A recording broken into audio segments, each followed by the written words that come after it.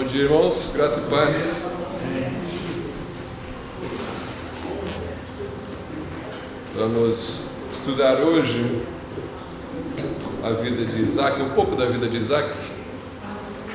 Nós já mencionamos Isaac na aula passada, o irmão Gabriel falou do foi o Gabriel, né? Não, foi o Clóvis. O sacrifício de Isaac no Monte Moriá, né? Então um pouco de Isaac nós já falamos. Os irmãos podem abrir as Bíblias em Hebreus capítulo 11.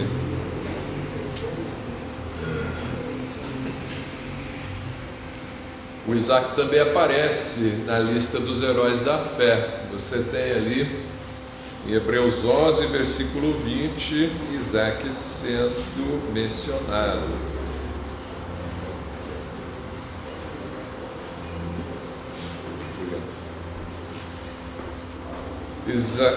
Hebreus 11, versículo 20, pela fé Isaac abençoou Jacó e Esaú, no tocante às coisas futuras. E é só isso aqui que é mencionado assim. No versículo 17 ele menciona Abraão oferecendo Isaac, mas ali ele está enfatizando a fé de Abraão, né? Mas sobre Isaac nós só temos o versículo 20, pela fé Isaac abençoou a Esaú e Jacó no tocante às coisas futuras. Vamos orar mais uma vez. Senhor Deus, obrigado porque o Senhor nos mostra que a fé é aquilo que nos salva, e o Senhor deu aqui nesse capítulo vários exemplos da fé dos teus servos do passado que queremos estudar, queremos entender por que foi tão importante essa fé, queremos exercitar a nossa fé, queremos viver pela fé, Senhor. E eu peço que o Senhor possa estar abençoando esse estudo, que tua vontade se faça no nosso meio, nós possamos nos aproximar cada vez mais do Senhor pela fé, Deus. Em nome de Jesus, amém. Irmãos, eu não sei se alguém consegue, mas tem um zumbido que vem dessa mesa que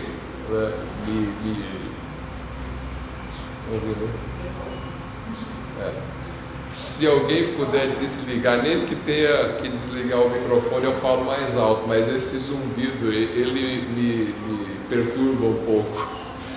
O Tiago está falando também. Se alguém souber como desliga essa mesa, eu falo bem alto aqui sem o microfone, não tem problema, por favor. Mas então, você tem em Hebreus 20 a menção sobre a fé de Isaac.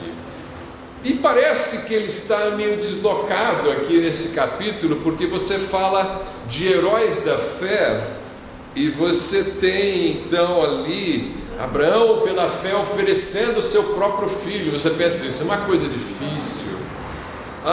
Pela fé Noé construiu um barco, um navio gigante. Isso aqui é uma coisa difícil, né? E outros exemplos, ele vai falar de pessoas que foram mortas, cerradas ao meio pela fé e coisas desse tipo. E quando chega em Isaac, pela fé, Isaac abençoou Esaú e Jacó. Grande coisa. Parece que não é grande coisa. Ele abençoou os filhos dele. Isso aí, sim, ele entrou para a lista dos heróis da fé, porque ele abençoou Esaú e Jacó. Vamos tentar entender um pouco por que isso é tão importante. Antes disso, perceba, Abraão, nosso pai segundo a fé, como vimos, recebeu uma promessa de herdar a terra, de ter uma numerosa descendência, e disse que nele seriam benditas todas as famílias da terra. Então, 3 promessas que nós vimos que Abraão recebeu: possuir a terra de Canaã, ter uma descendência numerosa e todas as famílias da terra serem abençoadas. Deus prometeu as mesmas coisas para Isaac. Então, as promessas que Deus deu para Abraão, ele deu também para Isaac, antes de Isaac ter feito qualquer bem ou mal. Claro, assim, ele já tinha ali um histórico familiar da promessa, mas essa promessa foi repetida para ele. Gênesis 26, de 1 a 5, você vai ver o seguinte, Gênesis 26, 1, vamos até 5. Gênesis 26, 1 a 5. E havia fome na terra, além da primeira fome, que foi nos dias de Abraão. Por isso foi Isaque a Abimeleque, rei dos filisteus, em Gerar. E apareceu-lhe o Senhor e disse: não desças ao Egito, habita na terra que eu te disser. Peregrina nesta terra, e serei contigo, e te abençoarei, porque a ti e a tua descendência darei todas estas terras, e confirmarei o juramento que tenho jurado a Abraão teu pai, e multiplicarei a tua descendência como as estrelas dos céus, e darei à tua descendência todas estas terras, e por meio dela serão benditas todas as nações da terra. Está vendo que ele repete exatamente a promessa que tinha dado a Abraão. E ele fala no versículo 5, por quê? Porquanto Abraão obedeceu a minha voz e guardou o meu mandado, os meus preceitos e os meus estatutos e as minhas leis. Então, ele está dizendo, vou dar para Isaque, porque Abraão obedeceu.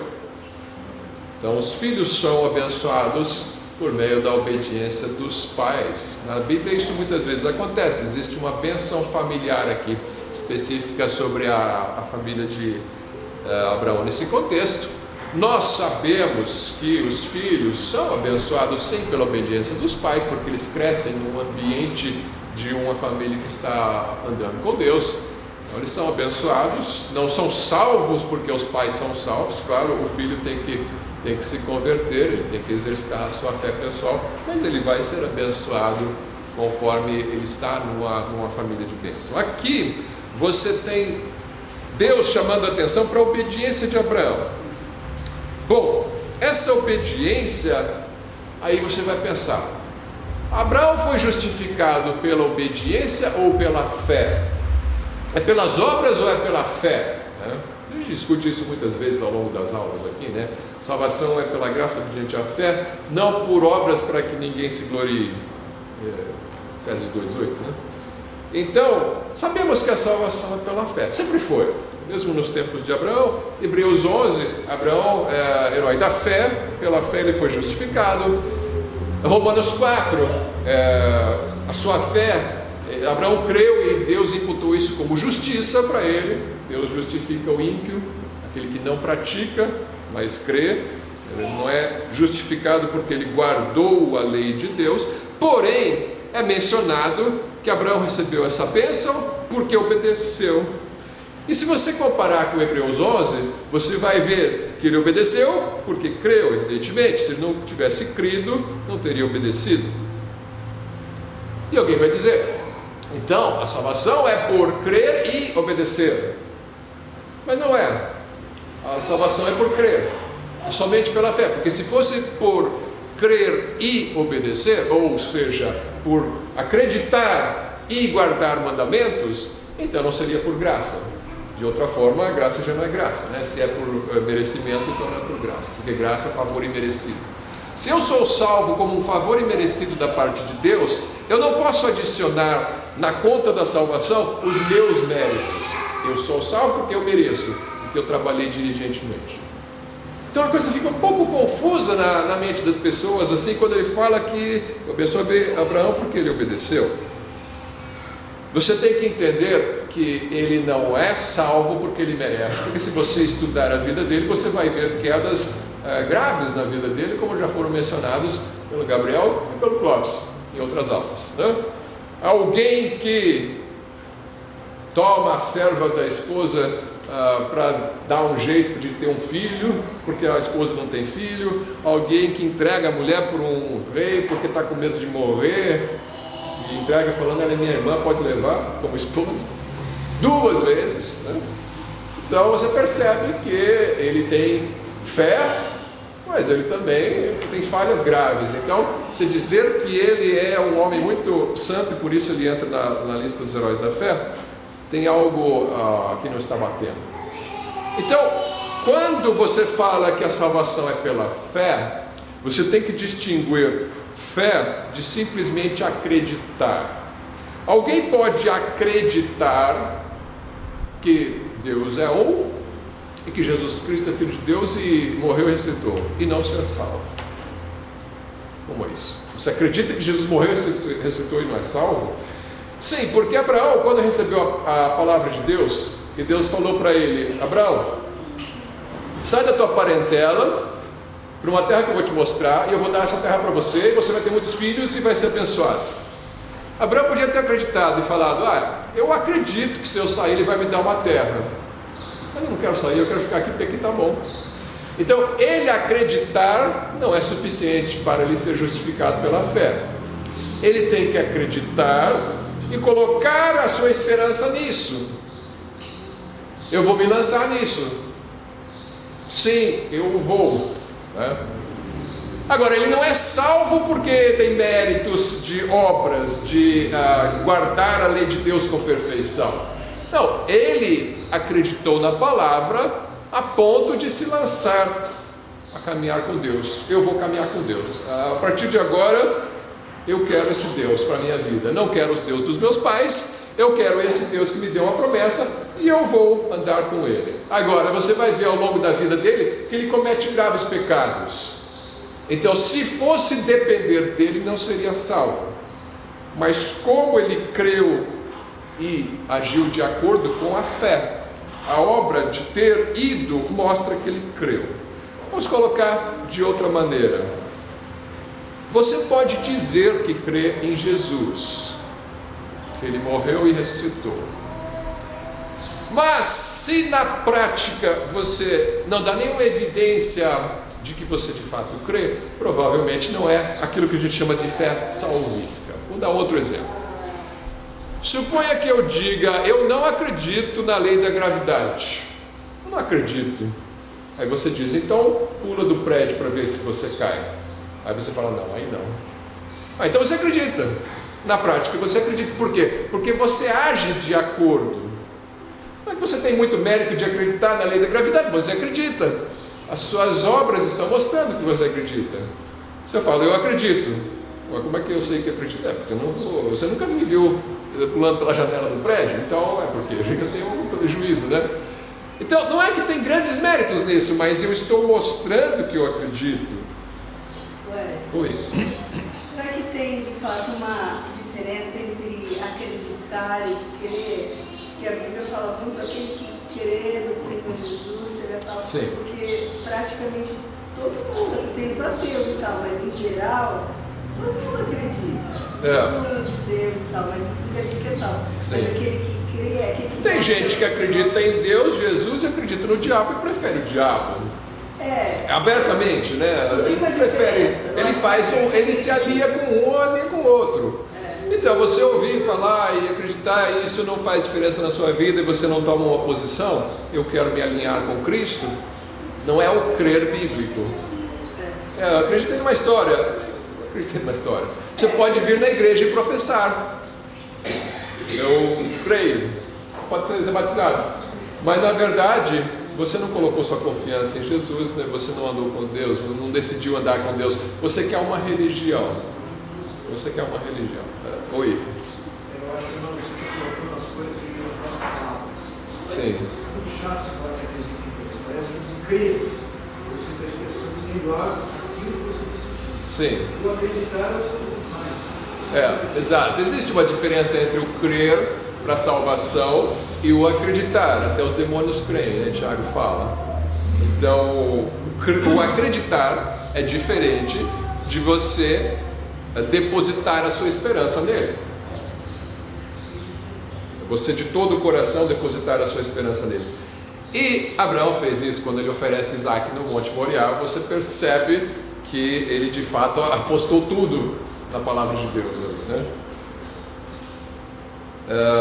mas não é como alguns dizem, é uma balança. No dia do juízo final vai ter uma balança, vai ter um monte de boas obras aqui, um monte de pecados ali, e onde pender para mais você vai ser salvo. Não é essa a doutrina bíblica da salvação. Mas lógico que se você crer, vão aparecer, essa fé vai aparecer por meio de obras, né? Tá. Isaac não viu, mas creu. E Hebreus 11 diz qual é a manifestação da fé de Isaac. É que ele abençoa seus filhos. Veja lá Gênesis 27, 28 e 29. Nós não vamos ler essa história, a maioria dos irmãos conhece a história. Aqui é Esaú e Jacó. No final da vida de Isaac, seus dois filhos Esaú e Jacó vão ser abençoados, e Jacó finge que Esaú rouba a bênção do Esaú. Tem uma história toda aqui, né? Mas o que eu quero só enfatizar é a fé de Isaac na promessa. Gênesis 27, 28 e 29. Quais são as bênçãos de Isaac para seu filho Jacó, que ele pensava que era Esaú aqui, mas era o Jacó fingindo que era Esaú, porque o Isaac já estava cego, e ele vai abençoar o Jacó. Ele fala: assim, pois, te dê Deus do orvalho dos céus e das gorduras da terra, e abundância de trigo e de mosto, e sirvam-te povos e nações se encurvem a ti. Sê Senhor de teus irmãos, e os filhos da tua mãe se encurvem a ti. Malditos sejam os que te amaldiçoarem, e benditos sejam os que te abençoarem. Essas são as palavras de Isaac para Jacó. Está abençoando. Por que ele fala isso? Porque ele crê. E parece uma coisa simples. Qualquer pai deseja isso para os seus filhos prosperem. Não necessariamente que os seus irmãos se curvem perante ele, né? Mas aqui o sentido é: o ungido virá de você, da sua descendência, e não do teu irmão. É isso que ele está falando. O Salvador prometido, o Messias, virá desse que está sendo abençoado, que é Jacó, e não do seu irmão, que é Esaú. Então, perante Jesus nós nos prostramos, inclusive os descendentes de Esaú que se convertem, né? Então, essa profecia se cumpriu, que Jesus é descendente de Jacó. Mas ele crê. Não é só um desejo do seu coração, tomara que Deus te dê isso, isso, isso. Não, ele, quando está falando isso, ele está crendo que isso vai acontecer. Então ele está manifestando a fé. E é isso, por isso ele entrou para a lista dos heróis da fé, porque ele crê. Não é porque ele fez uma grande obra para Deus, uma coisa muito difícil. Não, ele está manifestando a sua fé. Ele foi salvo e entrou para a lista dos heróis da fé. Por que ele é o herói da fé, então? Porque são os patriarcas, são os primeiros. Esses são os exemplos para nós. Esses foram salvos por causa disso, da fé que eles estão mostrando, a fé no ungido prometido. Ele crê que virá um ungido por meio de Jacó. Eu creio que veio um ungido por meio de Jacó. Eu também não fiz grandes coisas. Talvez você fez, talvez você não fez. Mas você crê no ungido que veio da linhagem de Jacó? Então você entra na lista. Só que tem que crer de verdade. Não é simplesmente você veio para a igreja, estudou, anotou, voltou para casa e viveu de qualquer jeito como você quis, como se Jesus não existisse, né? Muitos já vivem assim. Esse é o acreditar numa história. Agora, se você crê, ele faz diferença na sua vida pessoal, no seu relacionamento com Deus, então você entra para a lista. Você também foi salvo pela fé. A salvação não depende de um ritual que algum padre ou pastor fez sobre você. Esse sacramentalismo, ele não faz parte da doutrina bíblica. É a sua fé pessoal. Sua fé pessoal no Filho da promessa, que é Jesus. Bom, então aqui você tem um pouco da fé de Isaac sendo manifestada, né? Isaac não viu, mas creu. Isso é a fé, né? Certeza das coisas que não vemos, firme fundamento das coisas que nós esperamos. Viver pela fé é aprender a crer contra o que você vê, porque Deus falou. Viver pela fé não é viver pelo pensamento positivo, né? Eu creio que vai acontecer. Isso é pensamento positivo, né? Se Deus não falou, não sei se vai acontecer. Pode ser que aconteça, pode ser que não. Eu espero que aconteça às vezes, né? Mas se Deus falou, aí é certeza. Isto é a fé que nós exercitamos de crer nas palavras de Deus. Ele diz que vai cuidar de mim. Não sei como ele vai cuidar, mas ele diz que vai cuidar, então eu descanso o coração. Isso é fé. Se você ouve Deus falando que Ele vai cuidar de você, que não é para andar ansioso por coisa alguma, né? Porque Deus cuida de nós, e você não descansa o coração, então na prática você não crê, você está sempre preocupado, sempre preocupado. E amanhã? E amanhã? E agora? Então você não crê. Você olha para o texto, ele diz descansa, e você não descansa. É difícil, eu sei, é difícil descansar porque a nossa fé é pequena. Se você olhar a vida dos apóstolos, pega a vida do apóstolo Paulo, olhando assim os fatos, parece que está sempre dando tudo errado. É só surra, é só apedrejamento, é só cadeia, é só naufrágio, é a cobra que pica ele, tudo dá errado na vida de Paulo. Mas você olha as palavras dele, ele está sempre tranquilo de estar no centro da vontade de Deus. Ele fala assim que ele desesperou da própria vida em determinado momento. Por quê? Porque ele achava que ia morrer. Ele pensou, dessa não passo. Mas se você vê ele louvando, ele fala que estava em alegria porque estava preso, né? Então, isso é crer, isso é fé. Debaixo de uma situação adversa, eu consigo louvar a Deus. Então, fé é isso. É você crer porque está escrito. Ele disse que vai cuidar. Mas parece que não está cuidando. Não, mas está. Ele está cuidando do jeito que ele quer. Do jeito que ele acha que você vai crescer com isso. Que ele vai te aproximar de Cristo com isso. O Cristo sofreu muito mais do que a gente, não sofreu? Ele não amava Cristo? Não. Então, por que você acha que tem que sofrer menos que Cristo? Mas enfim, você tem a promessa, né? Então você crê, isso descansa o seu coração. Então nós já vimos que sobre a juventude de Isaac na aula passada, que Isaac era a semente prometida, filho de Abraão. Abraão teve Isaac e Ismael, depois ele teve outros filhos com Quetura, né? Mas com Sara e Agar, com Agar ele teve Ismael, com Sara ele teve Isaac. Depois, então, o filho da promessa era Isaac. Assim como Jesus era a semente prometida, Isaac era a semente prometida, a linhagem do Messias, né? Isaac morreu no Monte Moriá pelas mãos do seu pai. Morreu entre aspas, porque na verdade não morreu, mas em figura ele morre no monte, oferecido a Deus, oferta a Deus, sendo morto pelo seu próprio pai. Assim como Jesus morre no monte do Calvário, em oferta a Deus, pelas mãos ou pela vontade do próprio pai. Então existe o paralelo da história de Abraão com Isaac e de Jesus com Deus. Abraão representa Deus e Isaac representa Jesus.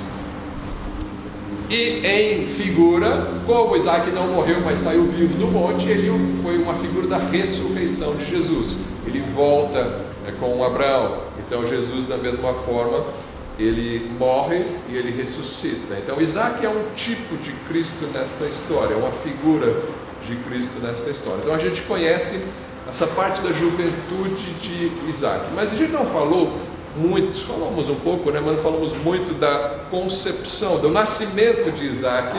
E eu queria destacar essa parte do nascimento. Tem um ponto teológico que foi mencionado na aula passada e que eu queria pegar como um gancho aqui para entendermos uma coisa super importante na Bíblia. Vamos lá. Gênesis 17, vamos ver o nascimento de Isaac. Vamos ver mais uma vez a origem do conflito árabe-israelense e onde nós nos encaixamos nessa história. Gênesis 17, 1 a 5. Vamos ver o contexto primeiro, né? O contexto de quem eram Sara e Abraão na época em que ele foi concebido.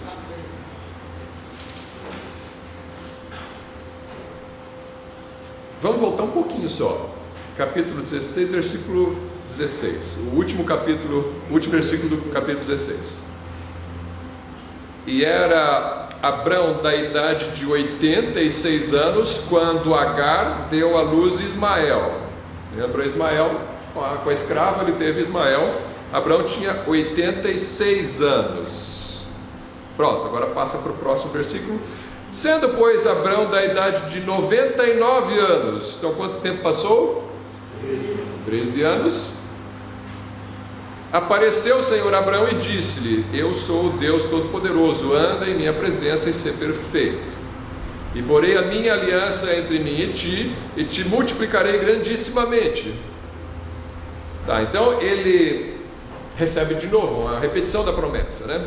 Então caiu Abrão sobre o seu rosto e falou Deus com ele, dizendo: quanto a mim, eis a minha aliança contigo, serás o pai de muitas nações. E não se chamará mais o teu nome Abrão, mas Abraão será o teu nome, porque por pai de muitas nações te tenho posto. Abrão significa pai abençoado, Abraão significa pai de nações. E te farei frutificar grandissimamente, e de ti farei nações, e reis sairão de ti. Pronto, então ele fez aqui a repetição. Abraão tinha agora 99 anos, quando o seu nome é mudado. Ok, vamos ver agora do 15 ao 21, versículo 15. Disse Deus mais a Abraão: a Sarai, tua mulher, lembra, Sarai significa minha princesa, não chamarás mais pelo nome de Sarai, mas Sara será o seu nome. Tira o i, vira princesa. Não é mais minha princesa, porque agora são muitas nações. Ela é a princesa de muitas nações, né? Sara será o seu nome, porque eu a hei de abençoar e te darei dela um filho, e a abençoarei e será mãe das nações, reis de povos sairão dela. Então caiu Abraão sobre o seu rosto e riu-se, e disse no seu coração: ao homem de 100 anos há de nascer um filho. 100 por quê? Porque ele tem 99, recebeu promessa, vai engravidar, daqui a um ano nasce, né? Então com 100 anos vai nascer um filho. E dará à luz Sara da idade de 90 anos. Um com 100, outra com 90, e ela foi estéril a vida toda, né? Tá, então você tem aqui, a gente costuma, os que conhecem a história, costumam lembrar que Sara riu quando o anjo falou que ela ia ter filho, né? Ela riu, não acreditou. Aqui Abraão também riu, do mesmo jeito, mesma atitude de Sara, Abraão teve. Como? Com 100 anos, eu estou a vida inteira tentando, não nasceu, com 100 anos vai nascer? Ele riu no seu coração. Deus é paciente com os nossos vacilos na fé, né? Então, Abraão aqui, depois ainda argumenta, né? Disse Abraão a Deus: quem dera que viva Ismael diante do teu rosto. Eu tenho Ismael que eu gerei com Agar, né? Quando eu tinha 86, né?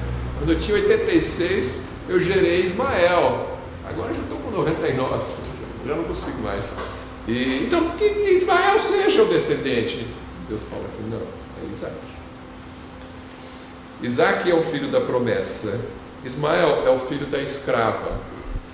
Guardem esses dois termos, né? Isaac, filho da promessa, Ismael, filho da escrava. Tá. E aí você vai ver Sara rindo lá no capítulo 18, né? Deus vai falar com Sara lá no versículo 11, né? E eram Abraão e Sara já velhos e adiantados em idade. Já a Sara havia cessado o costume das mulheres, não menstruava mais. Assim, pois, riu-se Sara consigo, dizendo: terei ainda deleite depois de haver envelhecido, sendo também meu senhor já velho? Então, ela riu também. Os dois riram, né? Aí vem a história de Sodoma e Gomorra, a gente não vai ler aí. Deus destrói com fogo Sodoma e Gomorra, porque era uma cidade muito ímpia. Você tinha ali homens, não eram só homossexuais, eram homossexuais e estupradores, né? Então Deus destrói aquelas cidades com fogo. E aí você vai ver o nascimento de Isaac acontecendo lá no capítulo 21. vamos pular aqui alguns capítulos, vai passar um ano e vai nascer de fato Isaac. No final das contas eles creram. De primeira informação eles riram, mas depois eles creram. Hebreus 11 diz que eles creram, né? Então você tem ali acontecendo o milagre com Sara, versículos 1 a 6 do capítulo 21. E o Senhor visitou a Sara como tinha dito, e fez o Senhor a Sara como tinha prometido. E concebeu Sara e deu a Abraão um filho na sua velhice, ao tempo determinado que Deus lhe tinha falado. E Abraão pôs no filho que lhe nascera, que Sara lhe dera, o nome de Isaque. Isaque significa riso. Essa história é cheia de risos, né? O nome dele então é Isaque. E Abraão circuncidou seu filho Isaque quando era da idade de 8 dias, como Deus lhe tinha ordenado. E era Abraão da idade de 100 anos quando lhe nasceu Isaque seu filho. E disse Sara: Deus me tem feito riso, todo aquele que o ouvir se rirá comigo. Agora está rindo de alegria, né? Antes riu de dúvida, agora está rindo à toa, né? Como se diz, né? Então você tem aqui o riso fazendo parte. Ele diz assim: circuncidou seu filho com 8 dias, como Deus tinha ordenado. O que é isso? Por que Deus ordenou circuncisão? Circuncisão, fez uma cirurgia de fimose ali, né? Cortou o prepúcio dele. E é algo que exige fé também, né? Só que ele circuncida pela fé. Por quê? Quais eram as anestesias da época? Não sei lá o que se tinha alguma, né? Como era esterilizado aquilo? Eles pegavam ou puxavam a pele e cortavam com uma pedra afiada em cima de outra pedra. Você podia ter infecções, né? Um negócio complicado assim. Para criança, menos complicado. Dizem que ao 8º dia é o ápice da coagulação do sangue da criança, né? E aí coagula bem rápido, né? Então é o ideal assim para você fazer essa cirurgia. Mas não é dizer que eles tinham aí um hospital ali esterilizado para fazer isso, né? Faz pela fé. Deus tinha ordenado, né? Você vai encontrar essa circuncisão sendo ordenada no capítulo 17, passou rapidamente pelo 17, né? Se você voltar no 17, versículo 9, disse mais Deus a Abraão: tu, porém, guardarás a minha aliança. O que é circuncisão? É símbolo da aliança mosaica, abraâmica, de Deus com Abraão. Na aliança mosaica com Moisés também continua a circuncisão, mas aquilo a circuncisão já existia, né? O símbolo da aliança de Deus com Moisés, na verdade, o símbolo especial que aparece ali é o sábado. Eles vão guardar o sábado. A abraâmica, o símbolo é a circuncisão. Então você tem lá, versículo Gênesis 17, 9. Disse mais Deus a Abraão: tu, porém, guardarás a minha aliança, tu e a tua descendência depois de ti, nas suas gerações.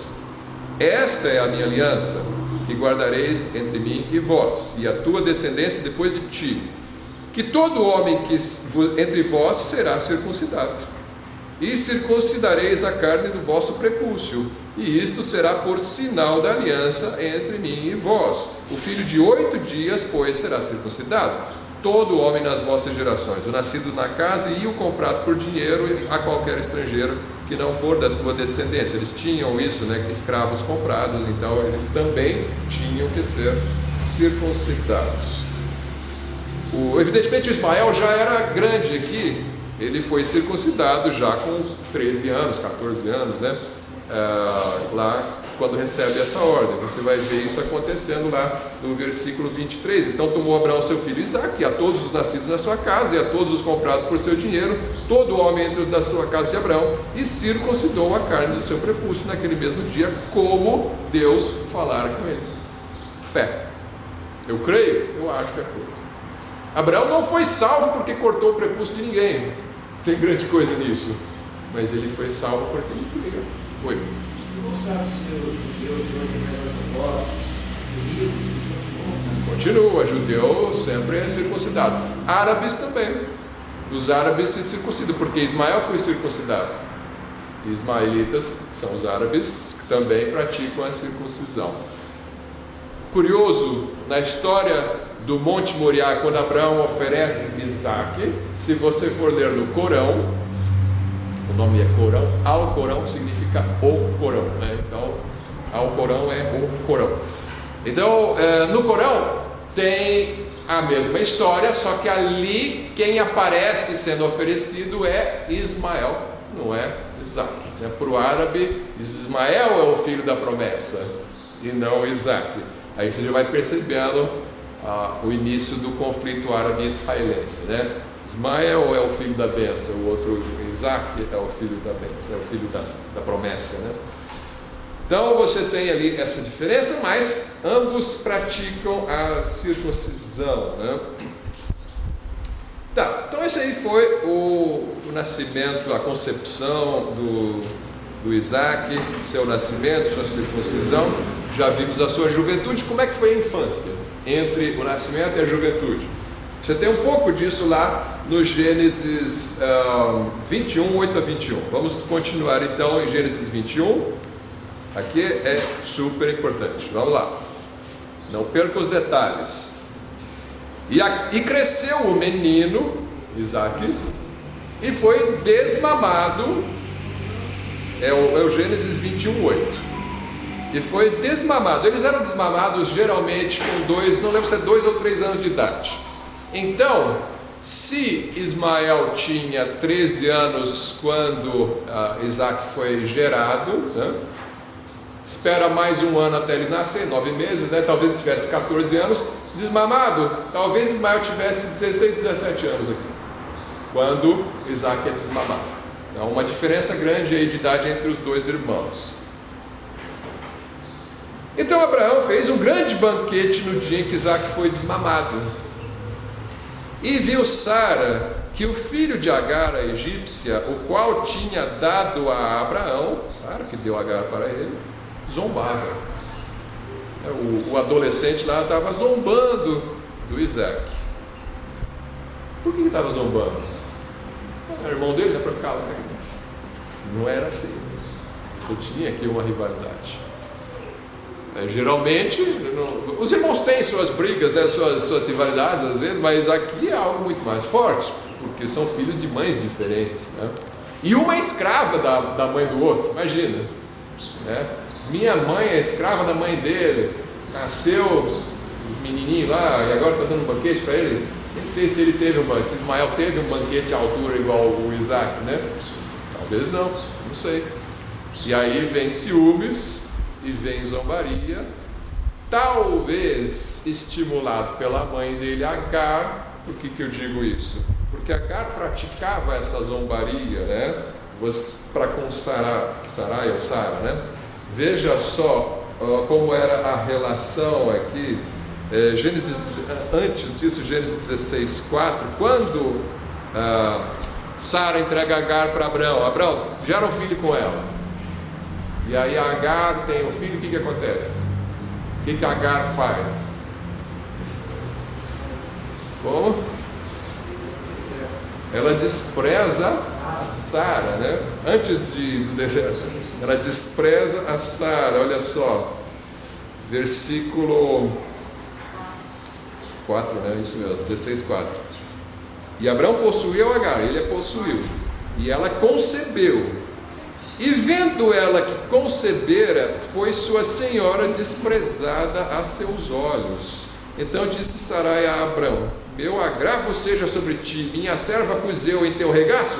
E vendo ela agora que concebeu, sou menosprezada aos seus olhos. O Senhor julgue entre mim e ti. E disse Abraão a Sara: eis que a tua serva está na tua mão, faze o que bom é aos teus olhos. E afligiu a Sarai, e ela fugiu da sua face. Então, antes de nascer, né, você já tem aqui.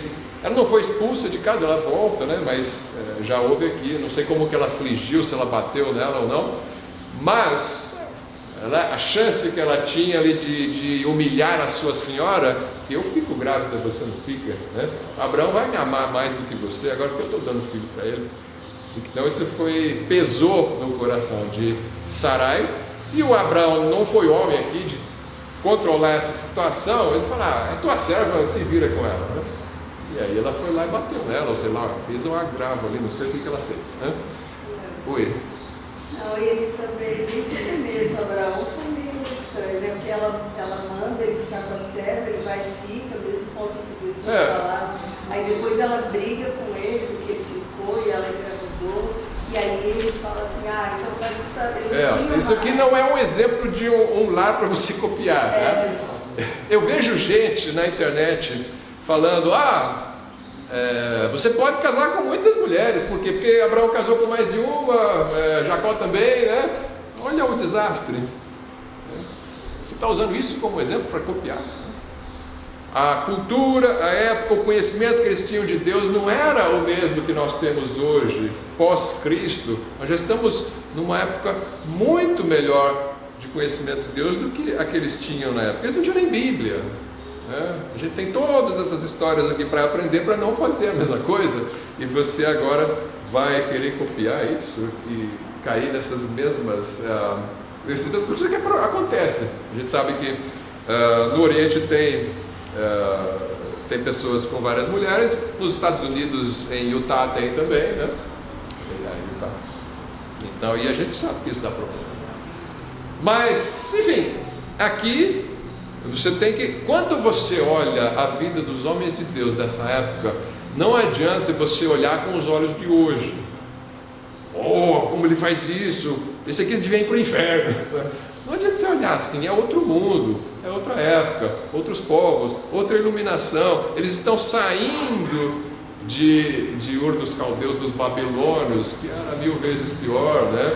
Isso aqui já é um salto de qualidade muito grande em comparação com o contexto de onde eles vieram, de onde eles ofereciam seus filhos sacrificados aos deuses e coisas desse tipo, tá? Não adianta você achar que essas pessoas vão se comportar de maneira educada e gentil e isso, aquilo, como um bom cristão hoje em dia.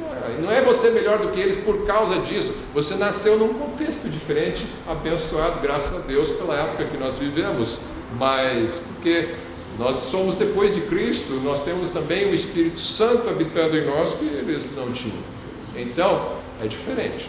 Você tem que sempre, quando faz a leitura bíblica, entender a diferença de povos e épocas. Então aqui você tem sim um homem de Deus. Eles fazem coisas diferentes, né, do que nós fazemos hoje.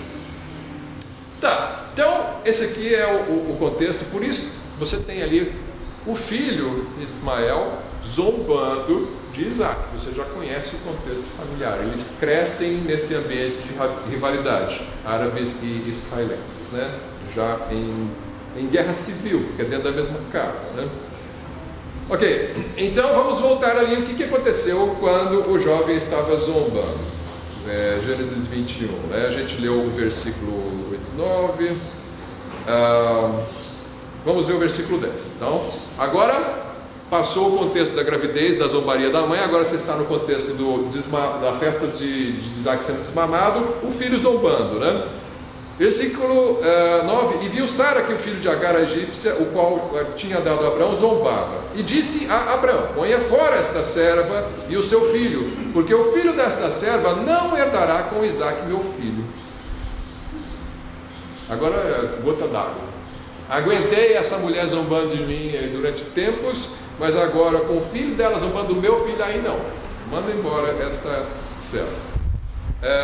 Em tudo o que vamos voltar aqui no 11, né? E pareceu esta palavra muito má, pesada, né, aos olhos de Abraão por causa de seu filho. Ismael era seu filho, não era filho dela, mas era filho dele, e era para ser filho dela, porque ela deu para ser filho dela. Ela deu Agar para gerar filho para ela. Em princípio, por direito, Ismael era filho de Sara e de Abraão, foi gerado só por Abraão, né? E ficou muito pesado. Por causa de uma briga entre irmãos, agora vou despedir um. E aí o mais estranho, já vou passar para a próxima. É estranho a mãe deserdar o filho assim. É estranho Abraão não tomar uma posição e falar: não, isso eu não vou fazer. E o mais estranho ainda é a resposta de Deus. Versículo 12: porém Deus disse a Abraão: não te pareça mal aos teus olhos acerca do moço e acerca da tua serva. Em tudo o que Sara te diz, ouve a sua voz, porque em Isaque será chamada a tua descendência. Pausa aqui, qual que era a pergunta? Não, é um termo que na perturbou demais. Perturbou demais, Essa Estou perturbado. Isso, exatamente. Essa é uma tradução acurada. Eu vi o dicionário hebraico, essa é uma boa tradução. Como é que pode Deus falar: não, ouve a Sara, pode mandar embora teu filho, porque quem vai herdar é o Isaque, não é o Ismael. Não, mas não podia ficar junto, pelo menos? Tudo bem, a herança fica com o Isaque, mas o Ismael precisa mandar embora.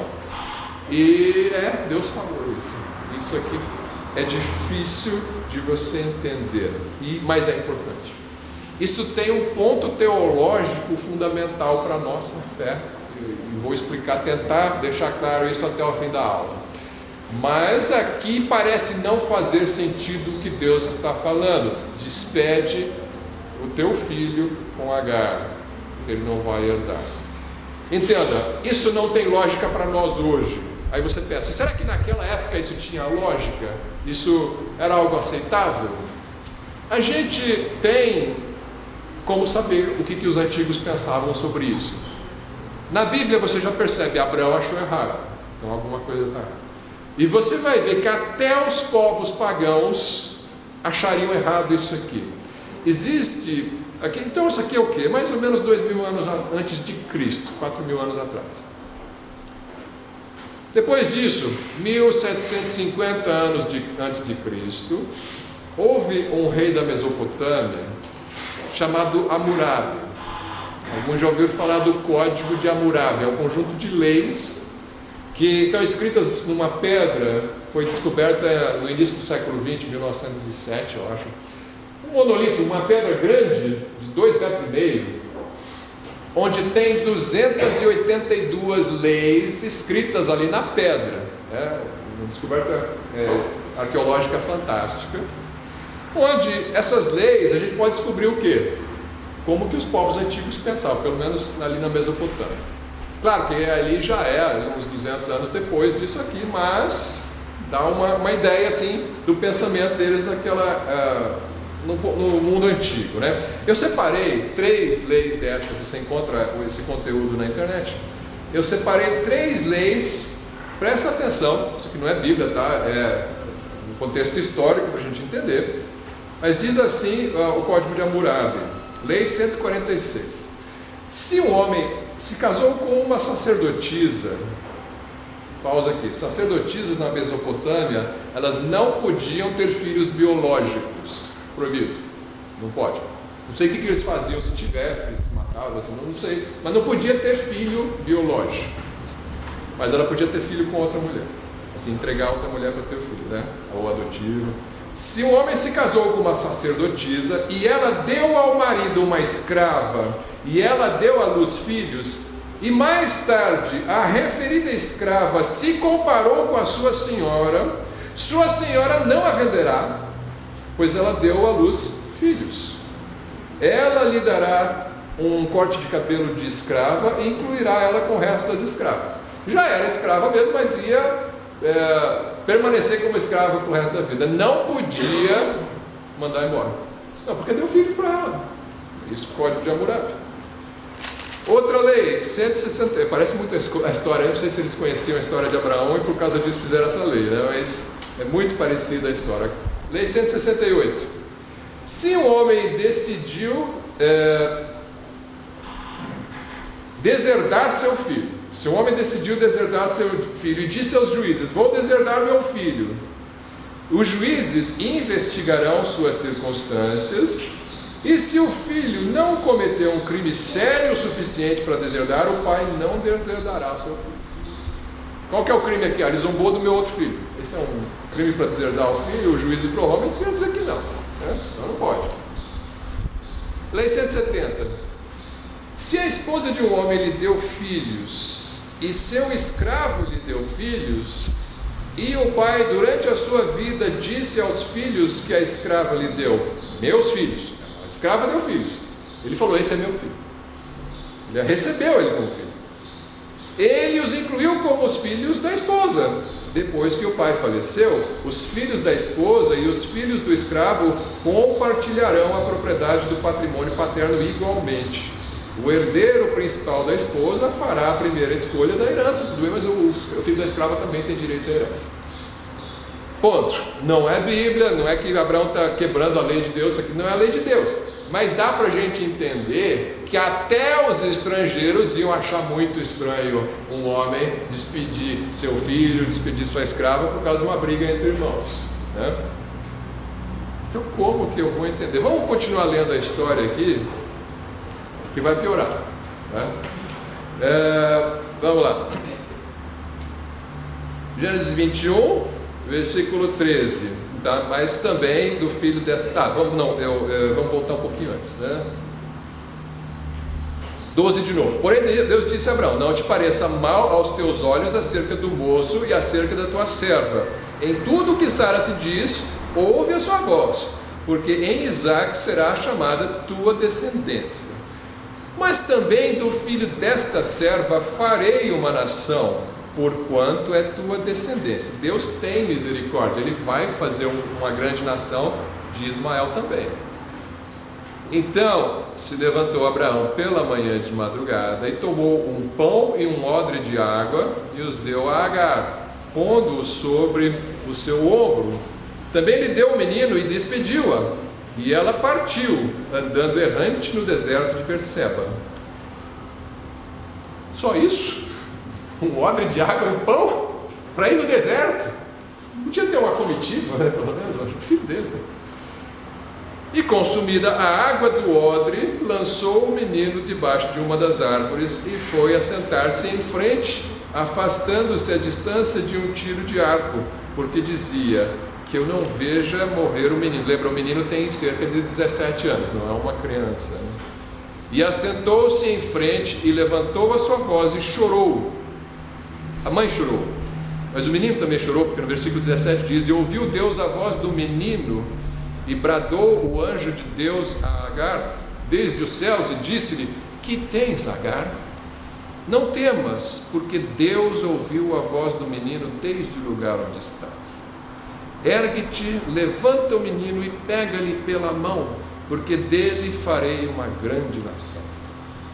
E abriu-lhe Deus os olhos e viu um poço de água, e foi encher o odre de água e deu de beber ao menino. E era Deus com o menino, que cresceu e habitou no deserto, e foi flecheiro, e habitou no deserto de Parã, e sua mãe tomou-lhe mulher da terra do Egito. Ele virou outra nação.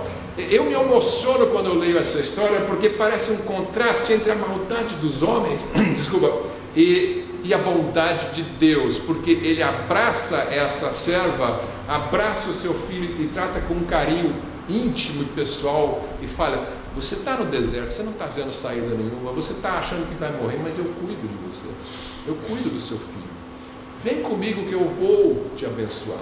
Os árabes são abençoados, eles não são o povo da promessa de onde viria o Messias, esse é Israel, é Isaque aqui. Mas Ismael também é um povo abençoado por Deus. Os árabes são um povo abençoado por Deus. Quando eu vejo eles se desviando, e Israel, e Isaac e Ismael brigando e um querendo matar o outro, e principalmente os árabes tentando destruir uma nação, então me dói o coração, porque eles são irmãos e Deus abençoou tanto um quanto o outro, e fez uma promessa para um e para o outro. Mas a promessa do Messias é para Isaque. E aqui vai nascer então uma grande nação, os árabes, né? Tá. Por que Deus faz isso, né? Abraão errou em despedir o seu filho e a sua serva. Ele está seguindo a palavra de Deus. Deus diz: pode despedir. Ele errou tudo na vida em relação a essa história, mas nesse ponto aqui ele não queria, mas Deus fala: deixa que eu cuido. Você despede, porque ele não vai herdar com ela. Então parece que Deus errou, porque Deus está sendo injusto. Não, porque Deus vai cuidar dele. Mas humanamente falando, as coisas não fazem sentido. Mas o problema é esse: Deus não é humano. Deus tem um plano e Ele faz de acordo com o seu plano, e Ele abençoa grandemente de acordo com o seu plano. Mas às vezes as pessoas fazem coisas erradas que geram consequências que são erradas, mas Deus abençoa a si mesmo. Eu vou dar um outro exemplo, e esse exemplo não é a explicação dessa história. A explicação dessa história eu tenho que dar ainda hoje, apesar do avançado do tempo. Mas você tem uma outra história que os irmãos vão entender. Os que conhecem a história dos reis de Israel. Quando Israel estava em Canaã, tinha juízes. Samuel era o último dos juízes, profeta de Deus, não havia rei. Quando o povo tinha uma questão, ia no profeta, perguntava o que Deus quer, e Deus falava. Bom, mas teve um momento que o povo falou: nós não queremos mais você, nós queremos um rei. E aí Samuel pesou o coração: por que vocês querem um rei? Ah, porque os outros povos têm, a gente olha a coroa deles, o exército deles, a pompa, é bonito. Isso pesou no coração de Samuel. Samuel foi falar com Deus: eles me rejeitaram. Deus falou: não, eles não rejeitaram você, eles rejeitaram a mim. Eles não querem que eu governe sobre eles, eles querem que alguém parecido com os outros governe sobre eles. O que Deus fala? Ele fala para eles que não vai ter rei. É isso que Deus fala? Ele fala: dá um rei para eles, mas avisa, ele vai cobrar impostos, ele vai pegar seus filhos para o exército, ele vai pegar tuas filhas como esposas. Avisa eles. Mas eles querem, deixa eles escolher errado. Deus deixa escolher errado. Só que o que Deus faz com isso? Está tudo no propósito de Deus, inclusive isso. Por quê? Graças a isso existe uma linhagem real. Graças à linhagem real existe o rei dos reis que viria. Se não fosse isso, se não houvesse rei em Israel, Jesus não seria o rei dos reis, ele não seria rei. Por causa disso, ele é da linhagem real de Davi. Então Deus pega uma situação toda errada do que os homens fizeram, que parece que está tudo errado, que não vai dar certo, mas Deus tem um plano e Ele faz a coisa lá na frente dar certo. Tudo está caminhando de acordo com os desígnios de Deus. Um dia Jesus vai voltar para reinar. Então isso que acontece aqui com Sara e Agar também está nos planos de Deus, apesar do erro das pessoas, e é para a salvação. Por quê? Eu podia ter mantido as duas coisas. A gente tem uma interpretação desse texto e eu vou terminar, vou procurar sintetizar. Eu poderia dar 1 hora sobre essa interpretação, mas vamos tentar ser breves. Muito importante, Gálatas 4. Gálatas 4, versículos 22 a 31. Gálatas, uma igreja aqui na Galácia, que estava sendo ensinado que não basta crer em Jesus, você tem que se circuncidar e guardar os rituais de Moisés para ser salvo. Eles estavam dizendo isso para ele. Paulo ficou com raiva, ele ficou indignado com essa falsa doutrina, dizer que Jesus não é suficiente, que você tem que guardar rituais e sacramentos. Então ele vai lá e ele fala para os Gálatas, no versículo, capítulo 4, versículo 22, versículo 21. Gálatas 4, 21. Dizei-me os que quereis estar debaixo da lei. Vocês estão dizendo para vocês que você tem que se circuncidar e guardar sábado e dieta e festas. Dizei-me os que quereis estar debaixo da lei. Não ouvis vós a lei? Porque Abraão, está escrito que Abraão teve 2 filhos, um da escrava, outro da livre. Todavia, o que era da escrava nasceu segundo a carne, não segundo a promessa, mas o que era da livre, por promessa. Quer dizer, tentaram dar um jeito lá com Agar, nasceu um filho. Esse é o filho da carne, Ismael. Mas o que era da livre, Sara, ele veio por promessa. O que se entende por alegoria? Se não houvesse essa história, não haveria alegoria. Se entende por alegoria, porque estas são 2 alianças, uma do monte Sinai, gerando filhos para a servidão, que é Agar. Ora, esta Agar é Sinai, um monte da Arábia, não perca a conexão, que corresponde a Jerusalém, que agora existe Agora já confundiu tudo, né? Não era árabes, agora está confundindo, está falando que é Jerusalém. Mas ele diz isso. Esta Agar é Sinai, o monte da Arábia, que corresponde a Jerusalém, que agora existe, pois é escrava com os seus filhos. Por que é escrava? Os judeus eram escravos porque eles não criam em Jesus, eles criam em sacramentos da lei de Moisés. Eu preciso me circuncidar, preciso fazer as dietas, guardar as festas, etc. Peso, essa é uma escravidão. Uma escravidão. É essa a linguagem que ele está usando. Mas a Jerusalém que é de cima é livre, a qual é mãe de todos nós. Porque está escrito: alegra-te, estéril, que não dás à luz, esforça-te e clama, tu que não estás de parto, porque os filhos da solitária são mais do que os da que tem marido. Mas nós, irmãos, somos filhos da promessa como Isaque. Mas como então aquele que era gerado segundo a carne perseguia o que era segundo o Espírito, assim também é agora. Vocês entenderam? Quem que era gerado segundo a carne? Ismael. Perseguia Isaque, porque zombava dele. Assim agora é também agora. Por quê? Porque os judeus estavam perseguindo os cristãos. Os escravos, filhos da escrava, estavam perseguindo os filhos da livre. Os filhos da livre são da Jerusalém celestial, são os cristãos. Então ele está comparando Sara com a livre. Quem é Sara? É a nova aliança. Sara representa a nova aliança. Quem é Agar? A velha aliança de Moisés, monte de rituais e sacramentos, etc. Essa é Agar, escravidão.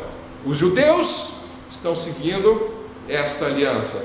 Os cristãos, seja judeu, seja gentil, que se converteu, está seguindo a aliança de Sara, da livre, que é a nova aliança em Cristo Jesus. Você é justificado pela fé e você obedece a Jesus por amor e não tem que guardar esse monte de rituais. Então você está livre em Cristo. Só que acontece, do mesmo jeito que Ismael perseguia Isaque, e depois ao longo dos anos o povo de Ismael perseguiu também o povo de Israel, hoje, naquela época, os judeus estavam perseguindo os cristãos. Os judeus foram os primeiros a perseguirem os cristãos, depois os romanos, mas primeiro foram os judeus. Lembra de Paulo perseguindo a igreja, né? Então, ele, que é Paulo, que era um perseguidor, agora está falando: isto é aquilo representa isto simbolicamente. E tem um texto aqui engraçado, que é o versículo 27, que parece não fazer sentido. Ele fala assim: porque está escrito: alegra-te, estéril, que não dás à luz, esforça-te e clama. Quem que é estéril que não dá à luz? Esforça-te e clama, tu que não estás de parto, porque os filhos da solitária são mais do que os da que tem marido. Agora já não entendi mais nada. Vamos tentar explicar isso no final agora. Mas entenda, hoje ainda está acontecendo isso. Se os seus filhos vão para a internet, eles vão ver um monte de gente dizendo: se você não guardar sábado, você não é salvo. Se você comer porco, você não é salvo. Se você não guardar as festas judaicas, você não é salvo. Isso é uma opressão, é uma escravidão da lei. Não sou eu que estou falando, é segundo palavras de Paulo, tá? Estão tentando tirar você da liberdade que é em Cristo. Essa liberdade é com santidade, com obediência, mas ela não é presa a esses rituais. Dizem também: se não circuncidar, você não é salvo. Gente que é de igreja, eu não estou falando judeu, judeu também, mas tem gente de igreja falando isso, ensinando isso para os seus filhos. E então a escrava está perseguindo a livre, estão querendo te colocar sob servidão.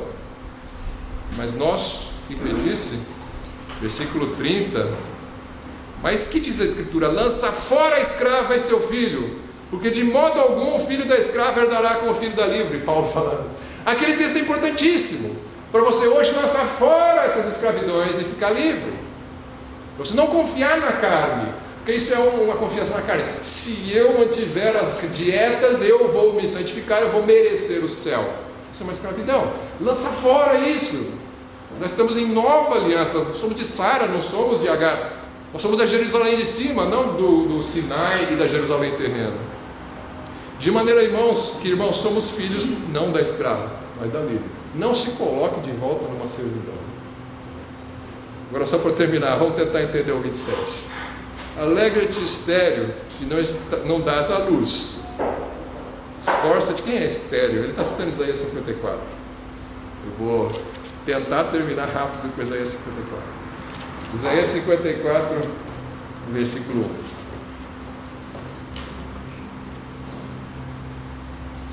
Senão vai ficar um suspense aqui, né? Vocês entendem, irmão, por que Deus permitiu aquela história lá de Agar, e parece tudo injusto? É importante, porque se não tivesse aquilo, eu não teria esse ensino hoje. Então, Isaías 54, 1. Ouvi-me vós. É isso mesmo? 54, 1. Isaías 54, 1.